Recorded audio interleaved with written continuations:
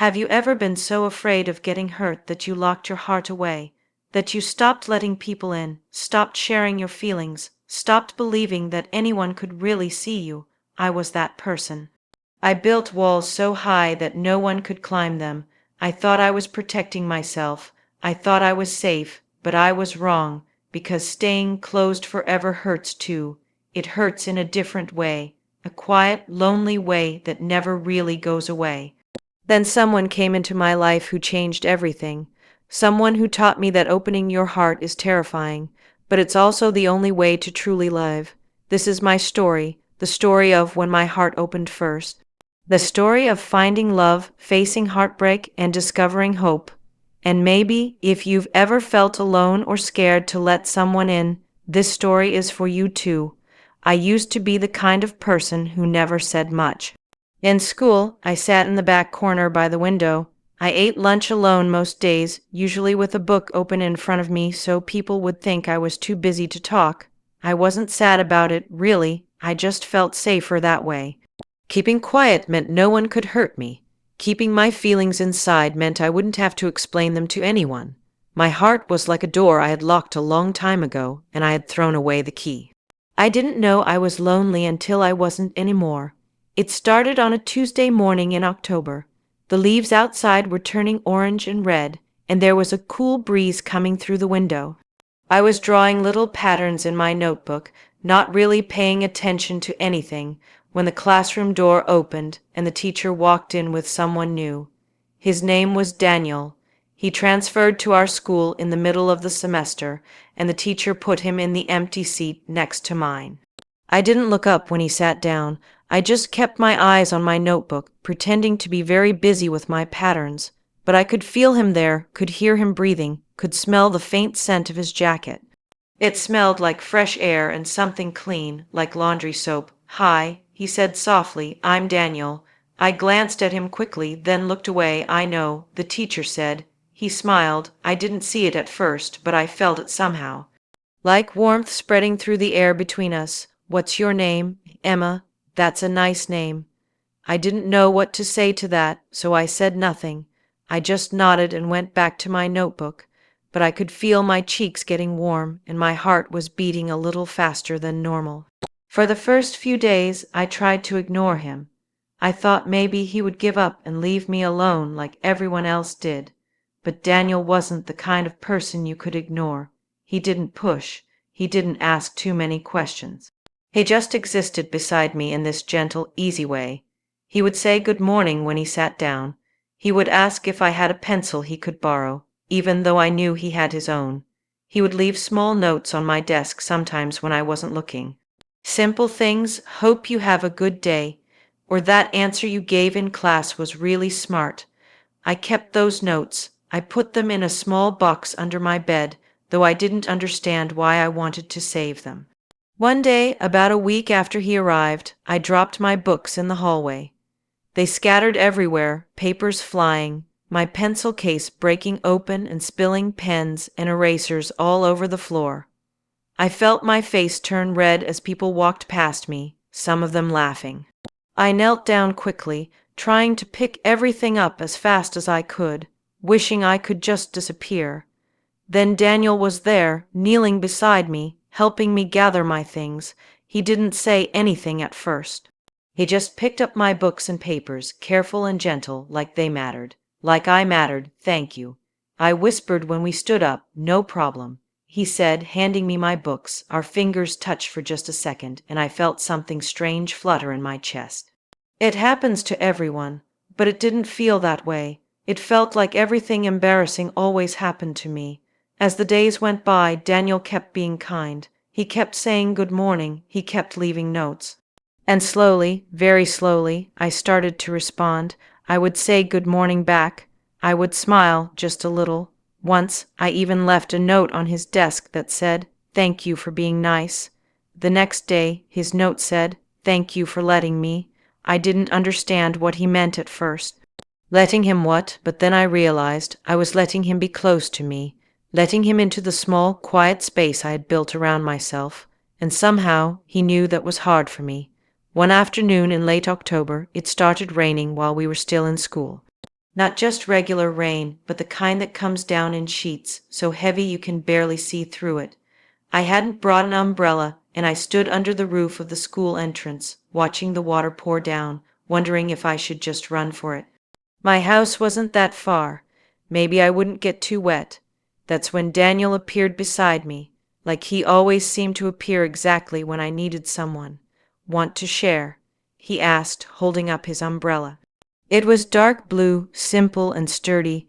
I wanted to say no. I wanted to tell him I was fine, that I could handle it on my own. But something in his eyes stopped me. They were warm, safe, like he actually cared if I got wet or not. Like my answer mattered to him. "Okay," I whispered. We walked together under that umbrella, so close our shoulders almost touched. I could feel the warmth of him beside me, could hear his breathing, steady and calm. Neither of us said anything, but I could hear my heart beating loud in my chest, so loud I was sure he could hear it too. The rain drummed on the umbrella above us, and the world felt smaller somehow. Like it was just the two of us in our own little space, separate from everything else. When we reached the corner where we had to go separate ways, he stopped and looked at me. Rain dripped from the edge of the umbrella, making a curtain around us. "See you tomorrow," he said, and his voice was soft, almost tender.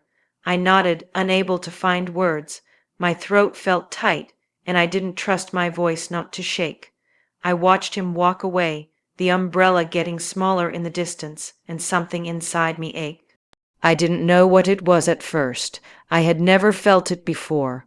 But later that night, lying in bed, I realized what it was. I missed him. Even though I had just seen him hours ago, I missed him. I missed his voice.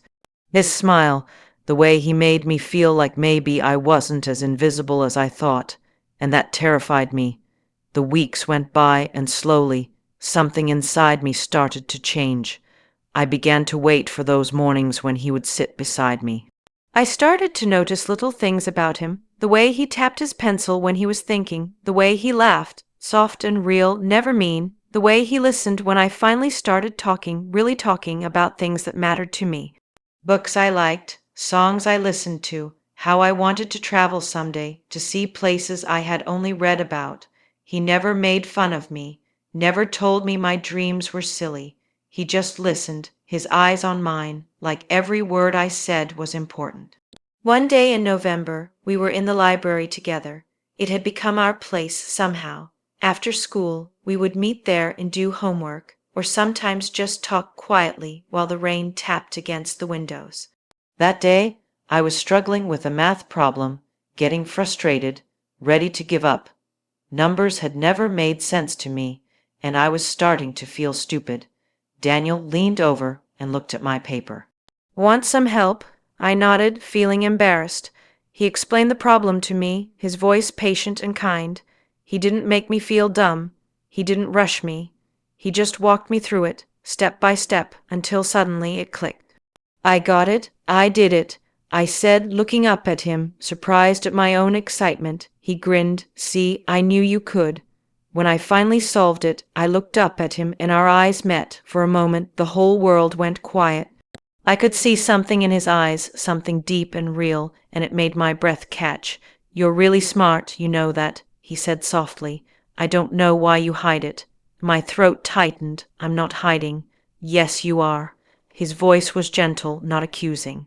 "Not mean, just honest. You're hiding all of you, and I wish you wouldn't, because the parts I've seen are amazing." I felt tears sting my eyes, hot and unexpected.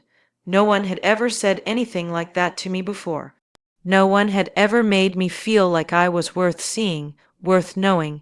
"I'm scared," I admitted, my voice barely a whisper. The words came out before I could stop them, and once they were out, I couldn't take them back. "Of what?" he asked, leaning closer. "Of letting people in, of getting hurt."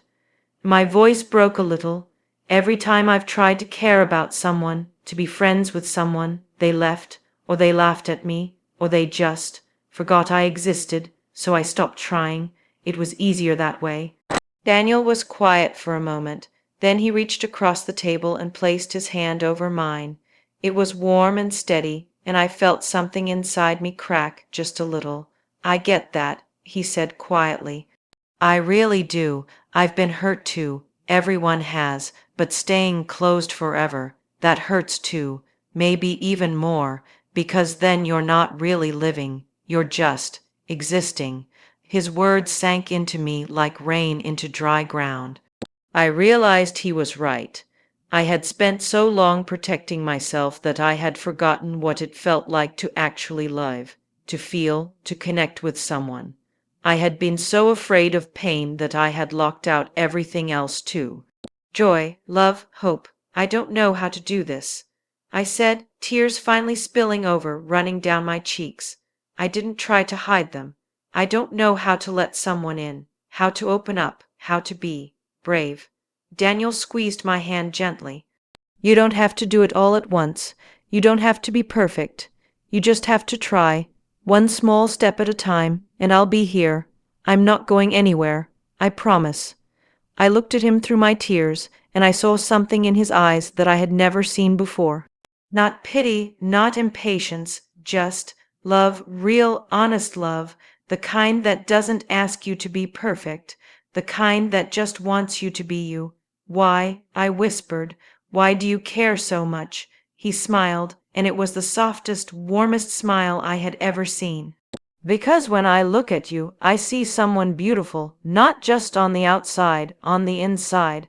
I see someone who feels things deeply, who thinks about things, who has a good heart even if she's scared to show it, and I think you're worth knowing, worth caring about. Something broke open inside me then, something that had been locked and frozen for so long. It hurt. It felt like my chest was cracking open, like I couldn't breathe, but it was also beautiful, like the first warm day after a long, cold winter. Like sunlight breaking through clouds, like ice melting and turning into water flowing again. I looked at him through my tears and smiled, a real smile, the kind that came from somewhere deep inside, from a place I had forgotten existed. Okay, I whispered, I'll try. I'm still scared, but I'll try. That's all I'm asking, he said. We sat there in the quiet library, his hand still holding mine, and I felt something I had never felt before. I felt safe, not because nothing bad could happen, but because even if it did, I wouldn't be alone. I had someone who cared, someone who saw me, really saw me. Over the next few weeks, I practiced being brave. I sat with Daniel and his friends at lunch sometimes, even though it made me nervous. I raised my hand in class even when I wasn't sure of the answer. I laughed more. I talked more. I let people see me, the real me, not just the quiet girl in the corner. It was hard. Some days I wanted to go back to my old ways, to hide, to lock everything down again. But every time I felt that fear creeping back, Daniel was there. He didn't push me. He didn't demand anything. He just stayed, and that made all the difference. One day in December, we were walking home from school. Snow had started to fall, light and soft, covering everything in white. We stopped at a park, and Daniel pointed up at the sky. Make a wish, he said. On what? I asked, looking around. There are no stars yet. On the snow, on the moment, on whatever you want. I closed my eyes, and I wished for courage, for an open heart, for the strength to keep trying, even when I was scared. When I opened my eyes, Daniel was looking at me. What did you wish for? He asked. I can't tell you. It won't come true. He laughed softly. I don't think that's how it works. Maybe not, but I want to believe it anyway. He nodded, understanding. Then he said something that made my heart stop. Emma, I need to tell you something. My breath caught. What? I care about you, a lot, more than just friends, and I know you're still figuring things out, and I don't want to push you, but I couldn't keep it inside anymore. You make me happy. You make me want to be better, and I wanted you to know. Tears filled my eyes again, but this time they were different. They were happy tears, relieved tears. I care about you too, I whispered. I've been so scared to say it, scared that if I admitted it, something would go wrong, but I really do. He smiled, and it was like the sun breaking through clouds. So what do we do now? I don't know, I admitted. I've never done this before. Me neither, not like this. We stood there in the falling snow, both of us uncertain, both of us scared, but both of us willing to try. And that was enough. That was everything. And in that moment, standing in the quiet park with snow falling around us and his eyes on mine, I understood something I had never known before. Opening your heart is the scariest thing you can do, but it's also the only way to truly feel alive. And sometimes the bravest thing you can do is let yourself love and be loved in return. Thank you so much for listening to my story. I hope it touched your heart the way telling it touched mine. If you enjoyed this story, please give it a like and share it with someone who might need to hear it. Maybe someone who feels alone. Maybe someone who's afraid to open their heart. Subscribe to our channel for more emotional stories that will make you feel, think, and believe in love again. Remember, being brave doesn't mean you're not scared. It means you try anyway. Keep your heart open, even when it's hard. I'll see you in the next story. Until then, take care of yourself and the people you love.